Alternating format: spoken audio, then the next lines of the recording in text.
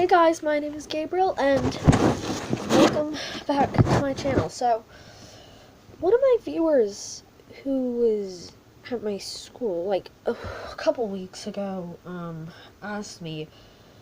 So, a couple of weeks ago, he knew I was in 5th grade, so he's in 2nd grade, and he's been hearing about area and perimeter. Now, I only started uploading videos last week.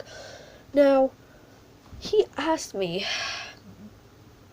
can you define the meaning of area and perimeter?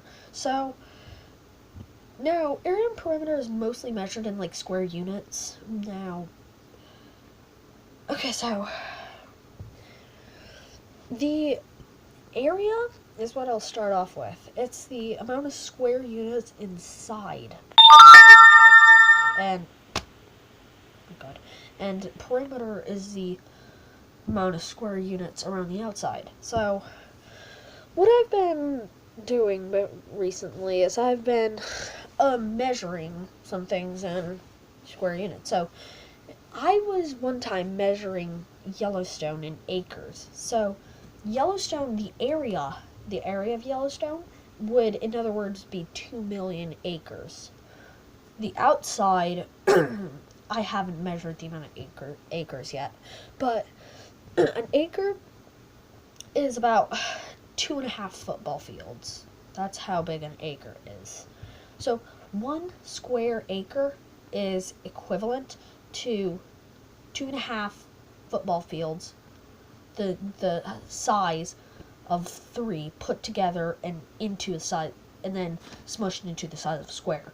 That's pretty much what an acre is. Now, there have also been people in 5th grade asking me about so cornfields are about maybe about an acre, maybe 2 or 3 acres. So, in other words, 1, 2, or 3 acres would be about 2 acres would be 5 football fields, and 3 acres would be 7.5 football fields, basically. So, in other words, they asked me how many stalks of corn would be in a average cornfield. That might be a bit of an issue calculating, but it's around maybe 20,000 to 30,000, I guess. Okay, so if you're measuring a cornfield like its square units are the stalks of it, then in other words, it would have around 20 to 30,000 units. Now, on the outside, so it would be about a couple football fields in the perimeter. So, many people have also been.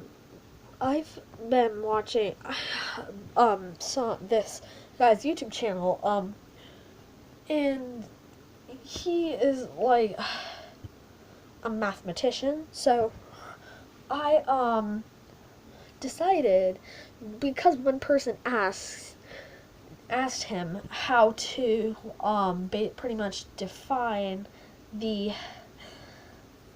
area and perimeter of Yellowstone. Now, I already said that earlier in the video. Now, he also wanted to measure the amount of magma in Yellowstone's magma chamber in cubic kilometers as an area. So, an area of Yellowstone's magma chamber. So, there's a magma plume, which is about 20,000 cubic kilometers below the surface. And it's mostly solid rock, and parts of it are liquefying, then being pushed up as more magma rises into the plume. And then the plume is feeding magma into the magma chamber by about an inch a year. So in other words,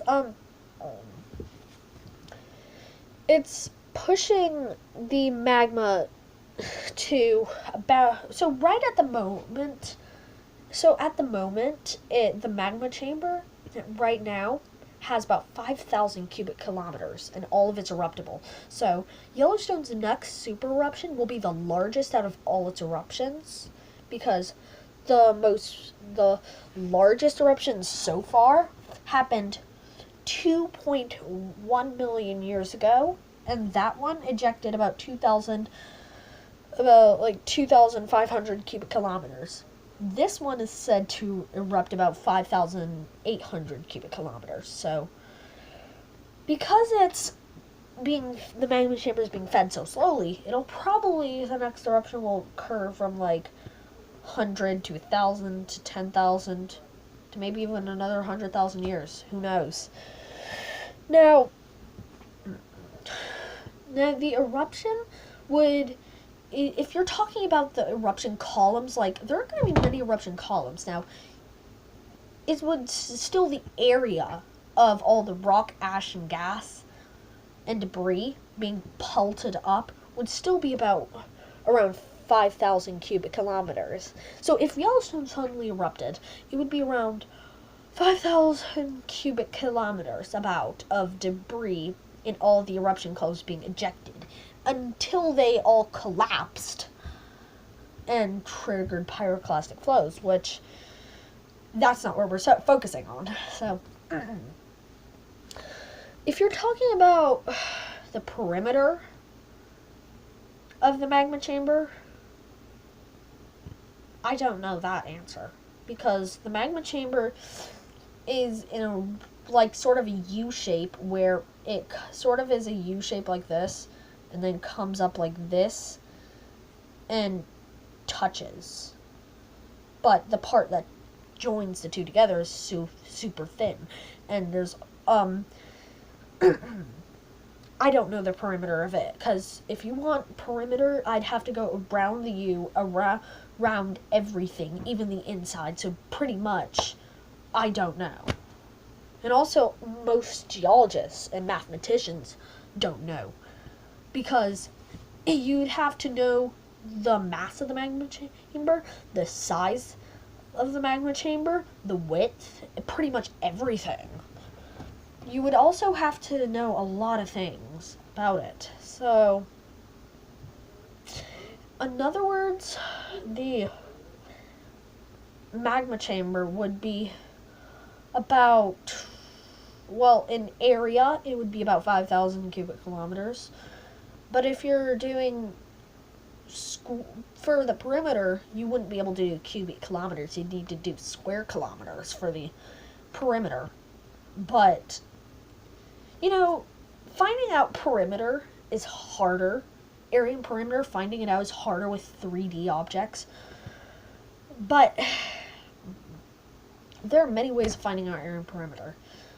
The most popular, pretty much the easiest ways to use square units, but they would all have to be the exact same size and the right size to be able to go across the whole thing. So, yeah.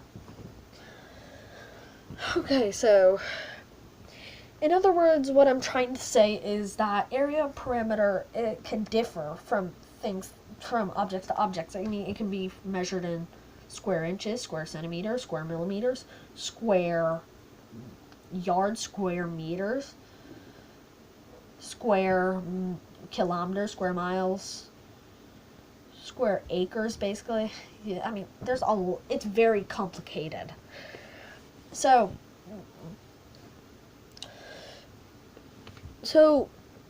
now there's a lot of questions about area and perimeter people are asking on YouTube, not particular to me, but to other YouTubers. And I'm answering them just in case they also watch my videos. So, those who watch my videos, if you guys didn't really understand area and perimeter, now you probably do. So, also, I don't have a question for this video, just like the most previous one, but my thank you video, at the end of part 2, has a question. Now, I don't have a question right now, of course, but still. Anyways, that's it. Thanks for watching. Please comment like the video and subscribe. It helps me a lot. And also, if you subscribe, turn on notifications.